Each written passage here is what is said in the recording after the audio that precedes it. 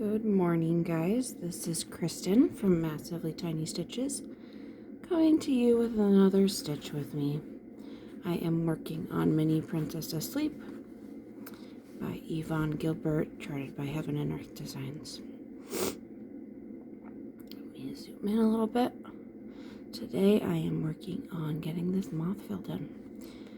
I did hit 75% this weekend, which is good. I am still behind on getting it done, getting up to 80% by the end of the month, but you know, we're making progress. That's at least the first step in the right direction.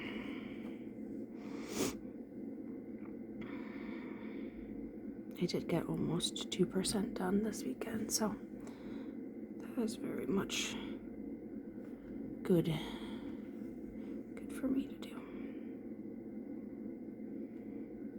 Let me make this a little bit shorter.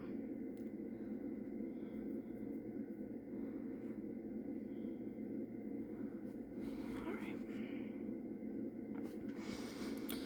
How was everyone's weekend?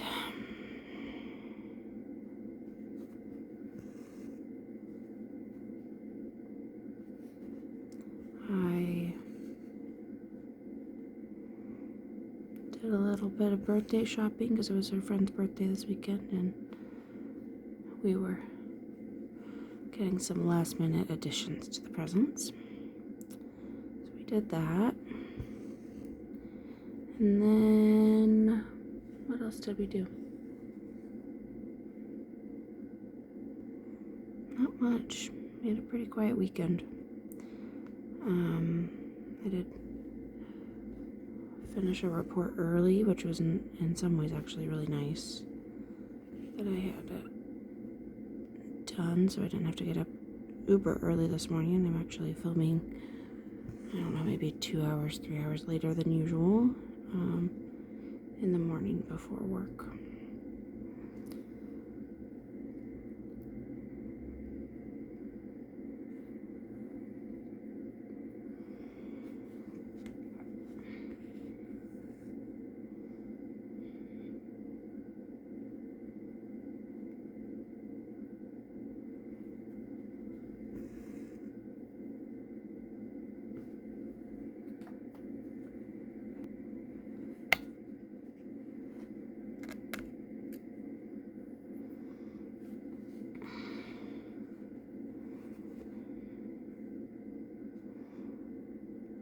Certainly we had our Dungeons and Dragons today, or this weekend, I mean.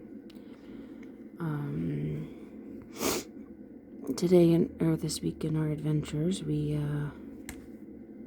what did we do? We fought a really difficult demon. It was a, like, scorpion / centaur kind of thing. It was very, very, very strong. If you know anything about Dungeons and Dragons, it had a high armor class, meaning it was very difficult to hit. And it also had resistance to magic, which is what a lot of our group uses to be able to do damage, or at least increase damage. So that made it very difficult from both a magic perspective and from a physical damage perspective. So that was very much a challenge. And then we also fought a demigod, or a partial god, that was a snake being with armor and all this other stuff. He was also almost impossible to hit.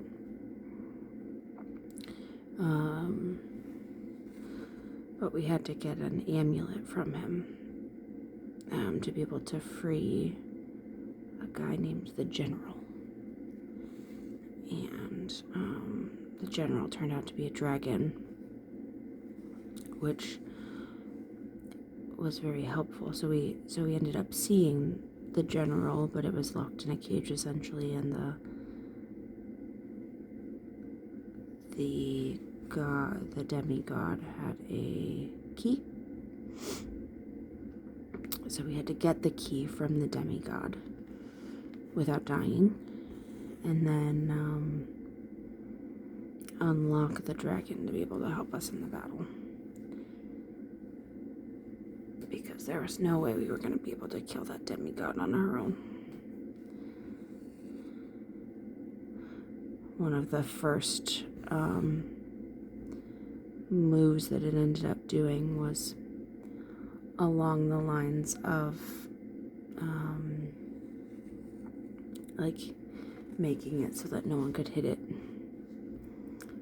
And it's like, well, that's gonna make a fight very difficult. And it very clearly it's a lot higher level than we are as a group. So we are level 12. And it had level, I don't know, maybe 9 spells, which means it's probably around level 16, 18. Right? So certainly we are not gods.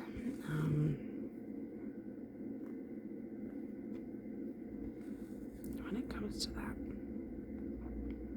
So we had fun figuring out how to boost each other up to be able to get that completed. Get that mission done. And releasing the general is going to create its own kind of havoc or chaos. It's kind of how doing anything works in Dungeons and Dragons. There's consequences, positive or negative, to any of the actions that you do. At least if you have a DM that's responsive to you. Which, my wife is the DM, so she is. She's very good at that. Makes the world feel a lot more dynamic.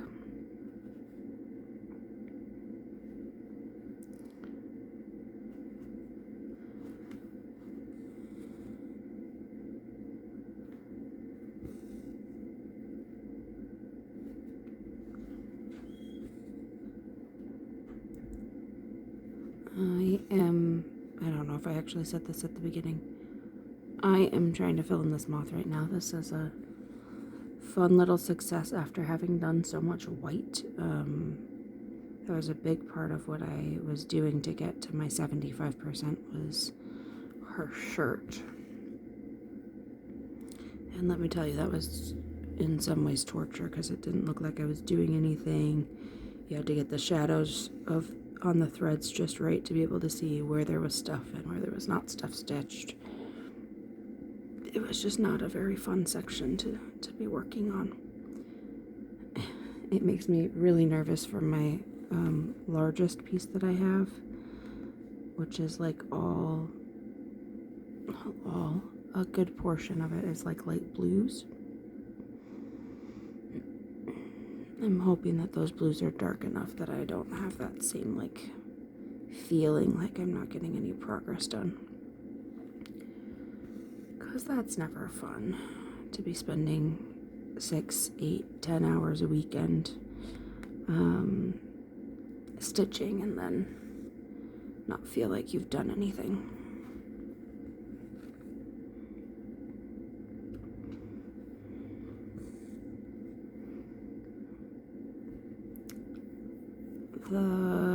I use StitchPal to track all of my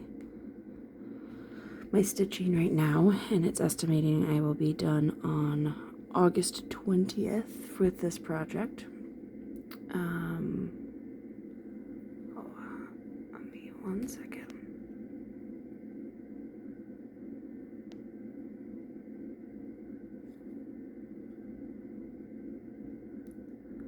I apparently have to unclip you guys to be able to mark things as done. Give me 1 second. Sorry, a little bit of motion happening here for you. it's not stitched yet. Alrighty. Stop it.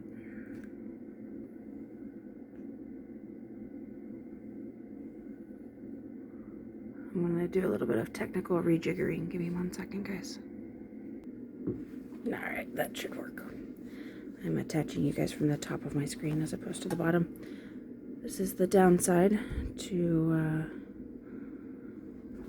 not having a true phone stand. I mean, I'm using my Lowry as this. So, a little bit of technical filming is necessary sometimes. I don't want that one yet. I'll do that one first.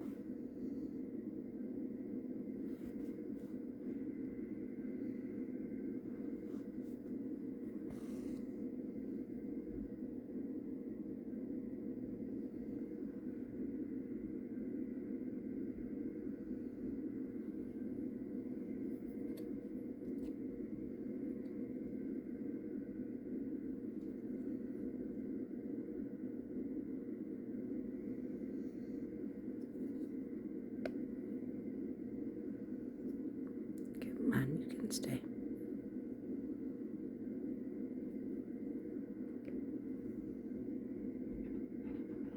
There we go.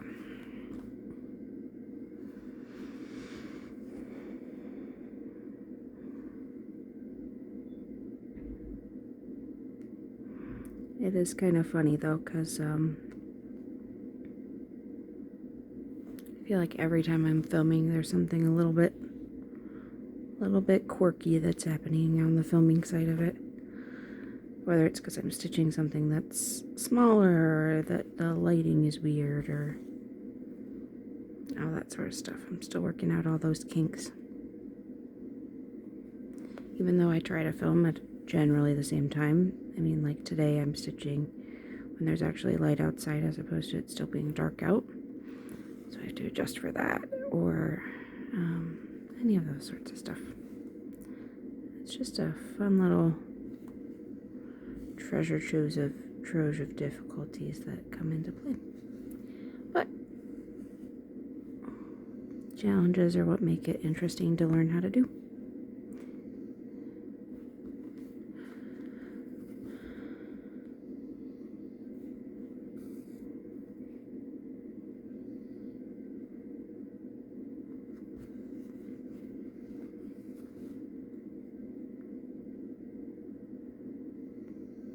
Oh, I spilled on, yeah, you can.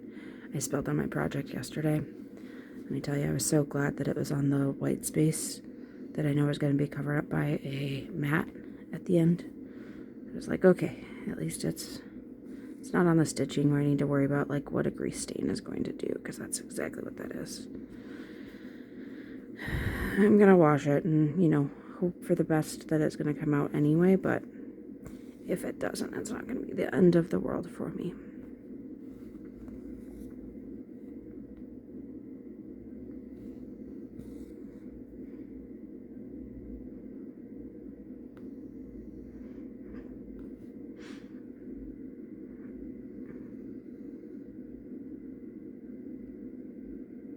Why don't you like these 2 stitches? Doesn't want me to mark off these 2. I wonder why. I'll figure that out after, I guess.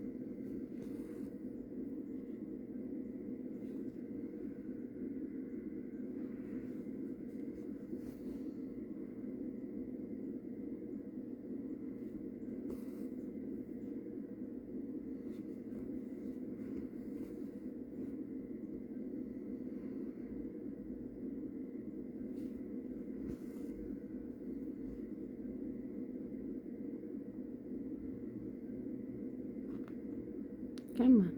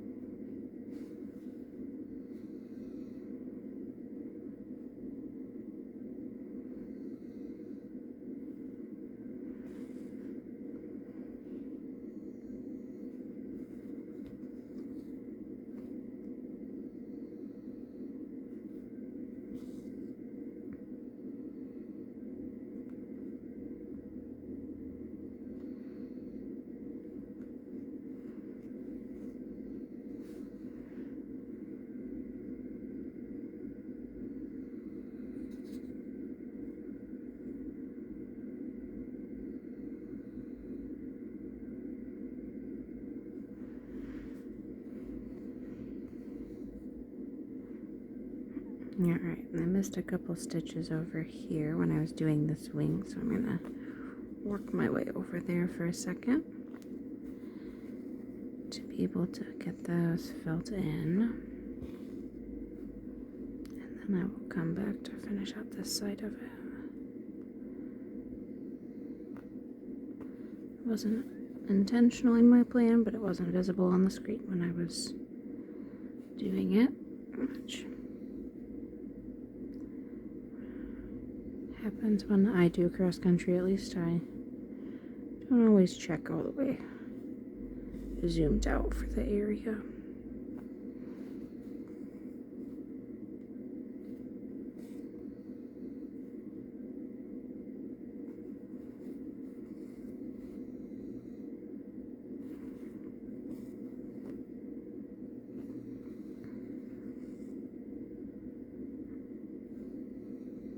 I am excited to be working on my mermaid this afternoon / evening / early morning whenever I actually get a chance to film it.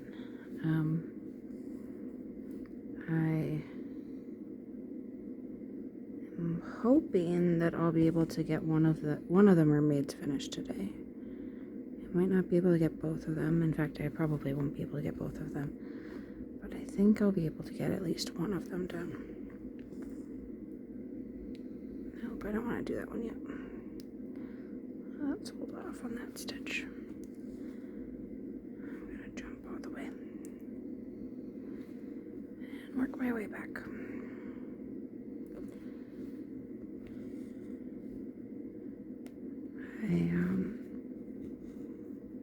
Yeah, it's been a little bit since I started working on them, so it took me longer than I intended to be able to do that, but I've certainly been trying to focus on this guy to stay relatively caught up to my goal of 80% by the end of the month, as close as I can be, which then has meant that I have not dedicated a lot of time to other projects this month. If I get it up to 80%, I feel like it's a lot more achievable to reach that August 1 deadline for myself. So just trying to figure out whatever I can do to make that happen. I am going on vacation at the end of the month, which and I'm traveling via airplane, at least for a good portion of that, by myself. I'm meeting up with my family on the way, so my layover is where they live, which then makes it so that I will be doing a lot of my traveling by myself, and I can stitch to my heart's content.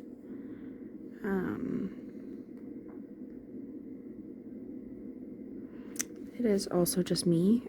Alex isn't coming with, so my wife isn't.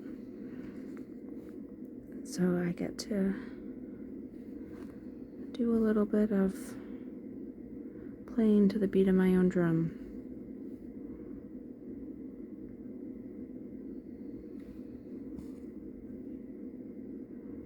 It is always weird taking projects like this to the airport, though, or to any truly public place.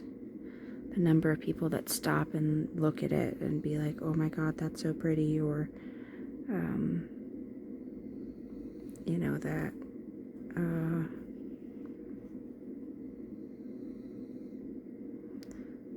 gawking, I guess, is the best word I have for it. It's fun to. It's all good intentioned, but to me, it's very kind of embarrassing. Right? It's a good embarrassment. Doing this all the time, you almost lose the appreciation of what it looks like, or to someone who doesn't do this type of stitching. I think it's very easy for me in particular to see the flaws in it and be like, oh, well, there's this still going, or there's, these stitches are wonky, or like that sort of parts of it. And, to a lay person, right, or even heck, looking at the backs of it, oh, my backs are messy, right? But to a lay person looking in, it's just like something that's kind of impossible to believe. So it's one of those things where it's like, I'm embarrassed, but embarrassed isn't the right word. I don't know what it is, though. I guess embarrassment might be close enough, but it's that, people are looking at me, right? I want to put my head in a hole and pretend that this isn't happening. Parts of it that happened when I was at the hospital with my wife a couple months ago, and people were just watching and making statements, which is fun. Don't get me wrong, like that. I want to hide or just get this done, just be working on this, but then also let people come sit and look and see what it is that's happening too, because it might be something that they've never seen before, right? Or known that this this kind of stitching exists, right? I remember the first time I came across it, right? It was on YouTube. So I was learning how do I stitch faster? It was really what I had looked up, and then it came to be like full coverage people, and I was like, wait, what? There's this thing? This is the part that I like. I don't like doing the back stitching part of it. So there's pictures that don't have any of that. And then the rabbit hole pursued. But realistically, like, getting to see it and interact with it is so different.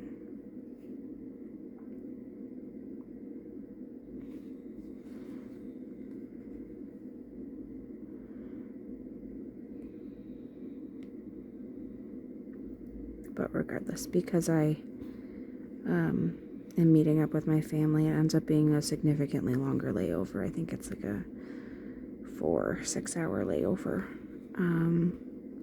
to be able to meet up with their flights that they're taking, which means grab a drink at the bar, at the airport bar, and get some stitching done. Although that's a dangerous combination, just being drinking and doing stitches, but you know, we'll see what it looks like. Alright, I'll get one last stitch in to be able to anchor this. And then I think I'll do one more strand of a color before calling it quits for the day. It is 3 minutes to 7 right now, so I've got to be mindful of the time because I do still have to drive into work and do all that jazz. It is a work day. It's not just a play day for me. Although I wish it was. I do have a lighter schedule when it comes to direct patient care today, which means I'm doing more of the report writing, more of the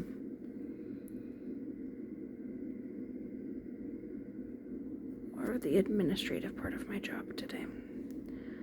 Uh-oh, I didn't do this as I went. Now I need to figure out what I've done. I did those ones, but not that one. Okay. Alright, let's do this guy. Come on. Ooh, that's a fun one. 8. I am reaching over you guys, sorry.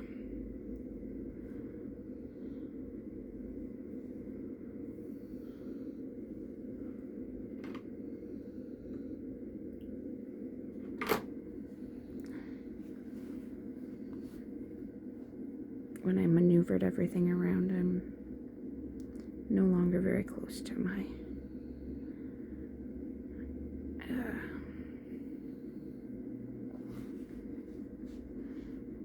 threads that I have for us. Oh well.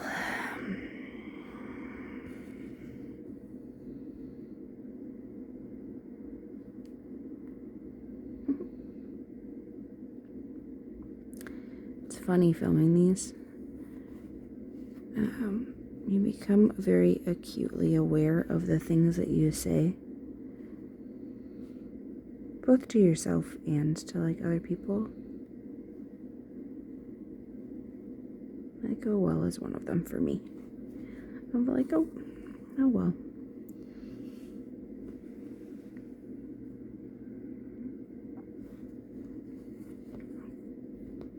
It's just one of those things.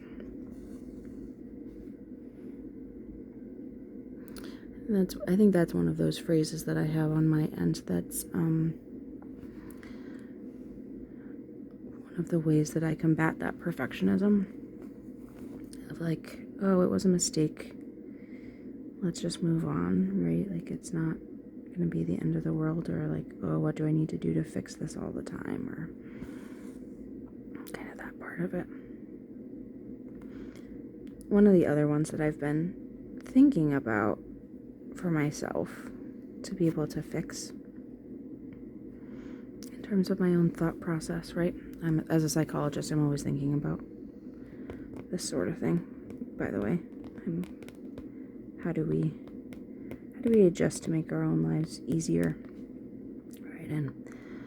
And one of the things that I keep telling myself, and you guys may or may not have picked up on this part of it too, is that I keep saying that things are difficult, right? Like, X thing is hard.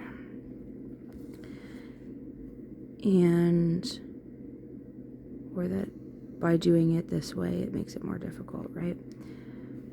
But there's like almost like a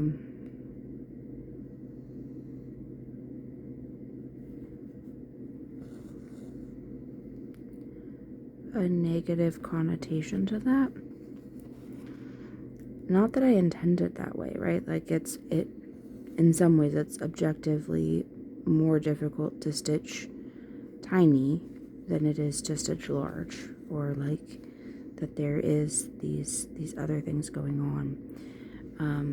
There is some objective more difficulty, right? But thinking about how do I rephrase that for myself, of that it's still worthwhile, or that like it's still, there's still love for that. Because like, I mean, even yesterday, one of the friends was stitching on I think she was stitching on like an 11 account or something like that. And she was making so much progress so fast. I was like, oh my God, like I'm so jealous of this. Because she, like, legitimately, she's gonna finish that project before I'm done with this one. And it's about the same size, right? From a inches perspective. It's probably about the same, right? Because it's 11 account, the level of detail is very different. But it's just one of those things where like there is a jealousy factor of people that get things done first. And for the most part, I'm a process stitcher, but I think when I see other people finishing projects 2, 3, 6 folds faster than I can is when the jealousy monster comes in, of like, maybe I'm doing this wrong, right? For this phase of my life, is this the quote unquote greatest satisfaction that I can get out of this hobby? Is this the right decision for me right now? And I question that, right? Especially knowing how little time I generally have to stitch. And then the feeling that you get when you do kind of complete an area, or you do get that section done, or that project done, right? The bigger parts of it. This is going to be my first Hade size project, even though this is a mini. But this is my first, like, what I'll say is a true large project. I think the biggest one before this was 4 paper pages. And I would say 4 paper pages in the not full coverage sense. That there were definitely gaps in those projects, right? So it is just a very different feeling to be stitching everything and trying to figure out, what's going to be a good fit long term. I think that's why I like doing the jewelry pieces, is that I do get finishes along the way that in theory I can probably do 1 of those a month, or maybe 2 in a month.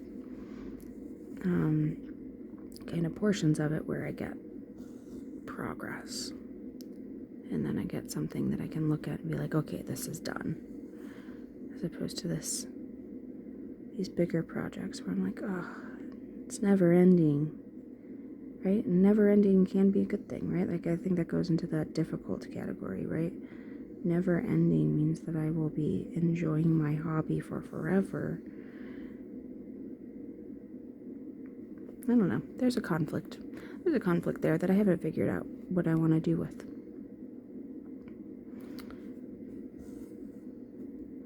I think that conflict comes from the, like, I've been working on these things for so long, and I literally have zero. Like, I have 0 full coverage projects that are done. Like, dotted I's, crossed T's, done. I don't have any. And so it's one of those things of, like, there's nothing to show people when I'm like, oh, this is what I do. And that doesn't feel good. That's the part that I'm trying to work on fixing right now. But it's funny because this one that I'm working on is not going to be mine. This one is bought and dedicated to another person, and don't get me wrong, I love doing that. But when I tell people that I cross stitch, I think they kind of assume that it's the, like, sampler-esque version of stitching, and I'm like, oh no, it's not that. The feel, the detail, the what you do on a daily basis is very different than what a sampler does. And they each have their place, their role in the art.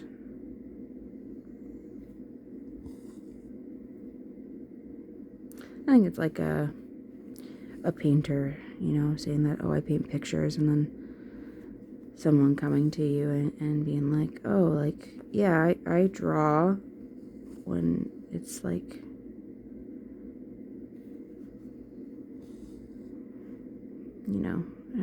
I draw stick figures versus I draw, like, realism, or I draw,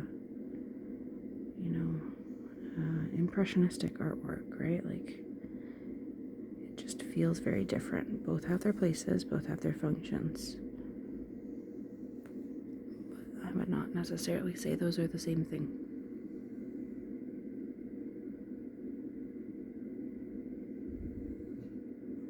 So being able to show the artwork that I do is something that I'm trying to fix right now for myself.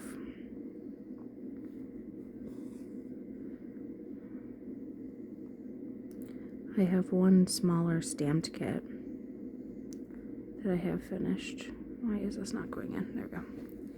I have one smaller stamped kit that I've finished that I think is probably the closest representation of what I do. But that's about it.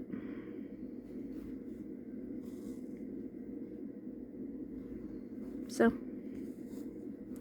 I'm working on reframing this in my head, but then also working on projects to be able to say that, like, this is at least a representation of what I do.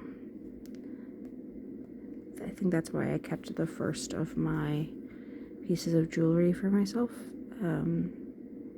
is that I wanted to have that, like, representation. Not only that, but it also wasn't like, I was still working out the kinks of how to put it together and all that sort of stuff too, but it's just, yeah, it's weird.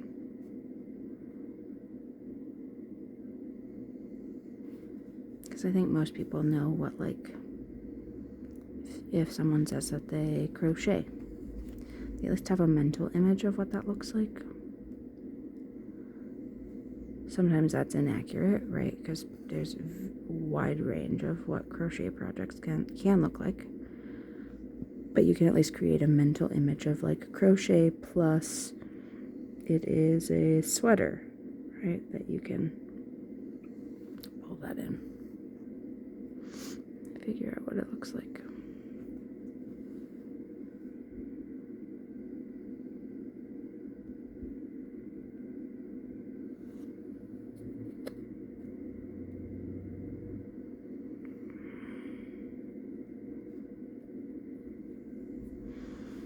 I am gonna try to stitch out this thread. I do need a new spot though, because it's not right here.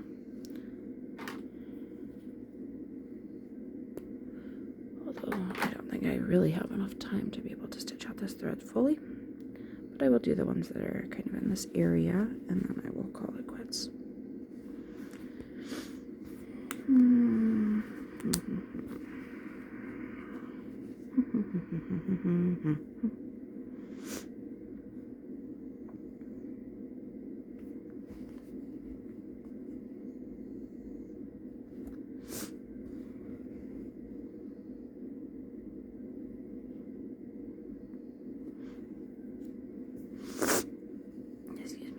I almost think about it like when people say like, oh, you just do paint by number. Like, well, yes, they're right to some extent, but then also no, it's very wrong. Like it doesn't have the feel of paint by number at all to me, and I say that as someone who has done paint by number.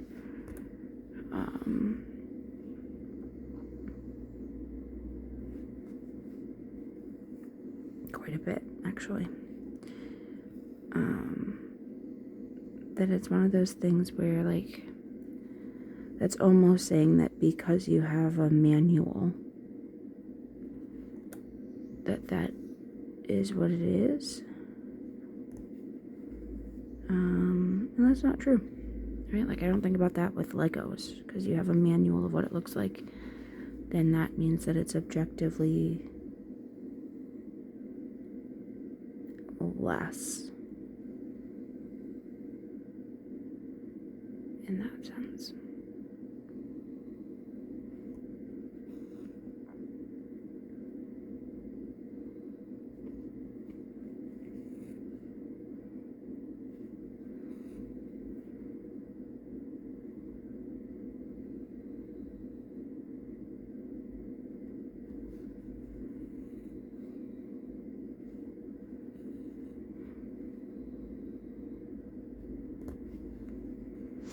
I like to think about cross stitch as a hobby that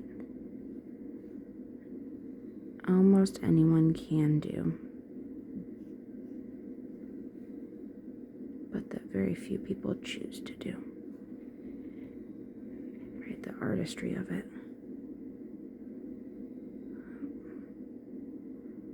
I missed that one. There we go. This is the last stitch, so I gotta make sure there we go. Get that one right.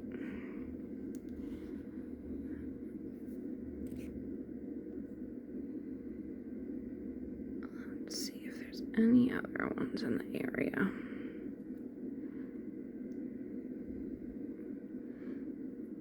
Oh, there's another moth over to the right a little bit that I can stitch out the rest of this thread with.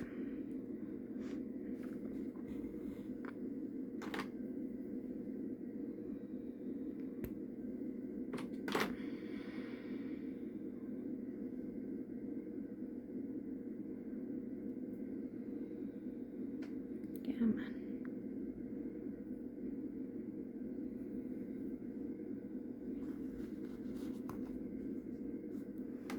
Guess this will give me an opportunity to be able to show you guys where I'm at for the 75% mark. I'll zoom out at the end and show you what 75% looks like.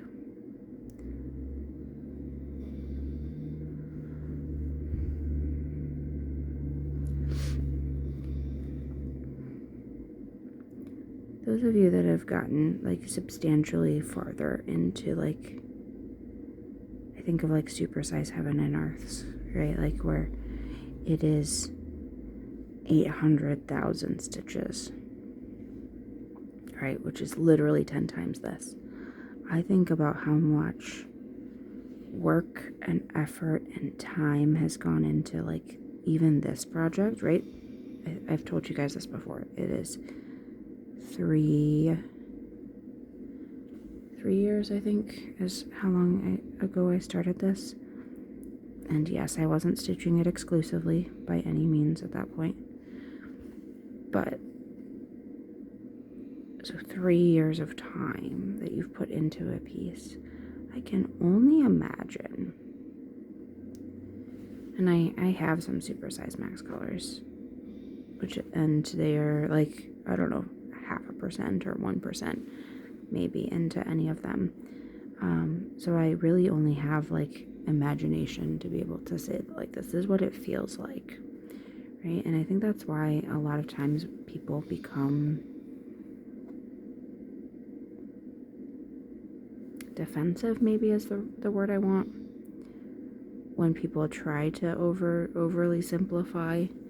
Like, oh, it's just a paint by number, right? Like, if it were just a paint by number, it would have been done in substantially less time.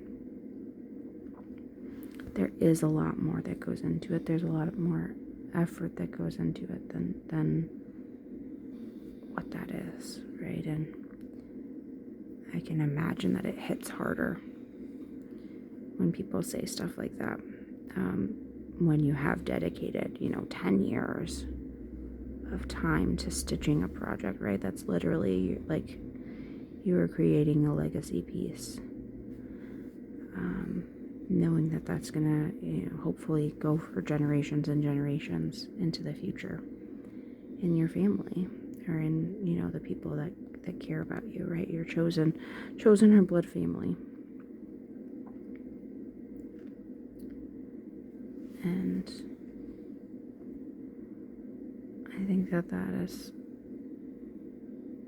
both very beautiful and very sad about the professions the craft. Not many people get paid to do this, so I wouldn't say that it's a profession, but there are some. But yeah, showing what it could be.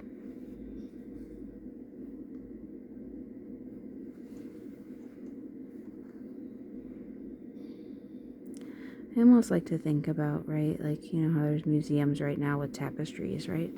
Do we think that any of these pieces that we are stitching as full coverage stitchers would make it into a museum at some point in the future? That is something that, like, history has decided that this is cool, right, as a form of art. Oh, I'm moving around, sorry guys. There we go. That'd be sweet if it did, right? Again, so much time has gone into it. Every single piece is a labor of love. There is no doubt about that for any form of cross-stitching. Samplers, full coverage. The amount of time, I think, is different in most circumstances. Samplers can get done in I would say, a reasonable amount of time. Full coverage generally doesn't get done in a reasonable amount of time unless you are 8-10 hours a day every day for, even then, sometimes years. Or you're like Komari, who can stitch 3,000 stitches in a day, which, again, hours in a day, but even with that, she stitches super fast in comparison, at least to me. I think she's literally, like, I've never stitched 3,000 stitches in a day, full cross. With half cross, I think my record is like, 2,100-ish. And that was literally all day that I was stitching to be able to make that happen. What's the 10 stitch version?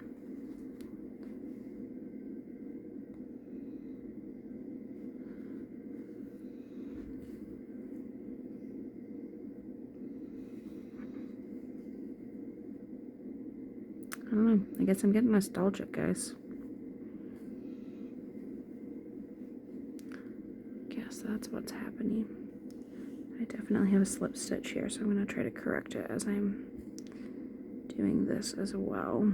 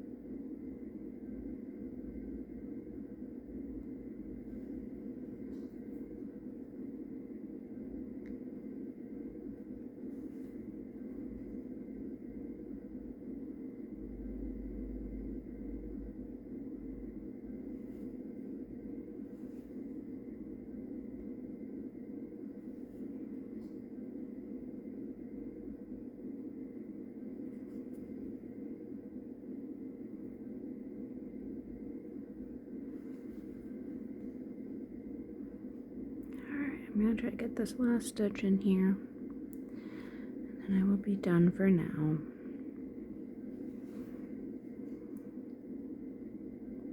Two colors stitched with a thread of each.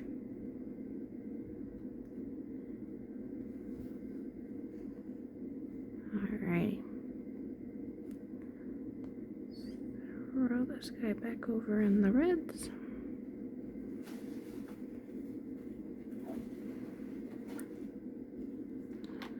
Cut her off.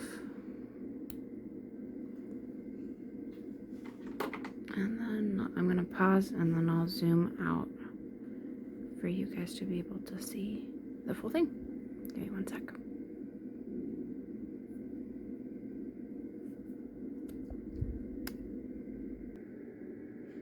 Alrighty, and here's where I am at 76%. This is what she looks like. So there is the top portion all stitched in, top corner, in through here. This white area here is what I was stitching on to get to 75%. So that is mostly all stitched in now. The rabbit, and then all of this up here is getting filled in. It's getting close. I'm getting to the point where when I pick a color to fill in this section, it feels like it's making a lot of progress. There is one more moth right here that I haven't stitched in fully. And then certainly there's this butterfly here too. Those are the ones that I like to use as my rewards for having met some sort of milestone. And then here's the big section left, which is her hands, which is going to be a lot of those peaches colors. And then I think if I can't, it looks like there's an outline of another one right here in terms of a butterfly, and then there's one right here as well. So I know I have at least two butterflies down here, but there might be more hidden in my unstitched areas. So time will tell as that gets closer. But that is Mini Princess Asleep by Yvonne Gilbert, coming to you from Massively Tiny Stitches. Alright guys, take care and I'll see you next time.